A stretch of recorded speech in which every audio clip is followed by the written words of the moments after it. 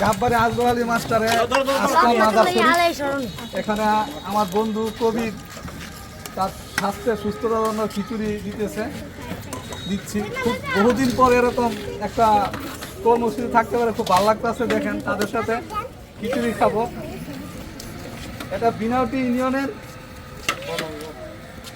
ইউনিয়নের এটা অবস্থিত কসবা উপজেলার বিনাউটির 6 নং ওয়ার্ড গাববাড়ি দামসার খারঘর বড়াদাঙ্গাল নোয়াপাড়া চন্দ্রপুরের একটা নেমাতাবাদ একটা প্রাণ কেন্দ্র নেই আমি নেই। হ্যাঁ, সুন্দর করে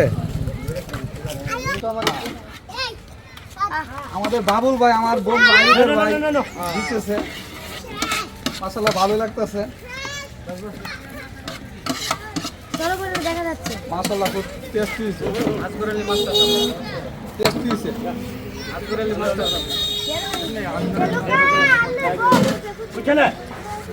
এলাকার এই গাববাড়ি এলাকার লোক সুস্বাদু হয়েছে মাশাআল্লাহ। বহুদিন পরে এরকম একটা ইয়া থাকতে পারে।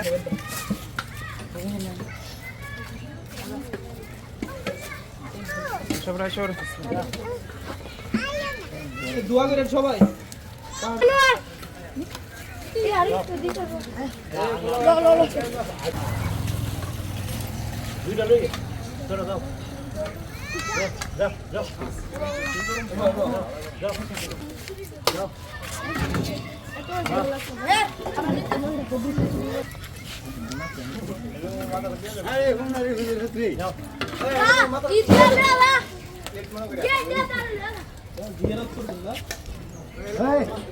পীরে কামেল শাহ সুফি ইমাম আজগর আলী মাস্টার রহমতুল্লাহ আলাইয়ের মাজার শরীফ গাববাড়ি কসবা বিবের স্থাপিত 1944 খ্রিস্টাব্দ থেকে। দেখুন যে ব্রিটিশ আমলে এই হজরত শাহ কামেল পীরে কামেল শাহ আজগর আলী মাস্টার একজন সমাজসেবক এবং শিক্ষানুরাগী স্থপতি ছিলেন অত্র এলাকার।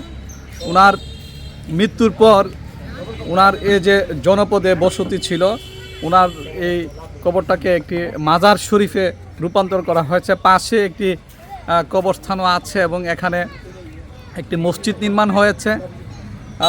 দেখতে পাচ্ছেন যে কবরস্থান আছে এখানে। এই অত্র এলাকার একটা প্রাণ কেন্দ্র বলা হয়ে থাকে। আঙ্কেল, আপনি তো আজগর আলী মাস্টারের পরবর্তী প্রজন্ম না? আপনি আজগর আলী মাস্টার নাতি? মাশাআল্লাহ, দেখতে পাচ্ছেন। হ্যাঁ, আজগর আলী মাস্টারের বড় ছেলের ঘরে।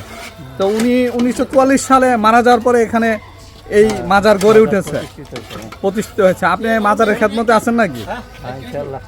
ইনশাল্লাহ না? দেখতে পাচ্ছেন ওনার আপনার পরিচয়টা দেন আঙ্কেল। আমার নাম মোহাম্মদ আবু জামাল। মোহাম্মদ আবু জামাল না? ডাক্তার মোহাম্মদ আবু জামাল। দেখতে পাচ্ছেন এই মাজারের একজন খেদমতকারী। এই মাজারটা যে এভাবে বহুকাল ধরে এটা এই এলাকার একটা স্মৃতি বহন করে আছে। একজন ইসলাম প্রচারক সমাজসেবক ছিল আজগর আলী মাস্টার।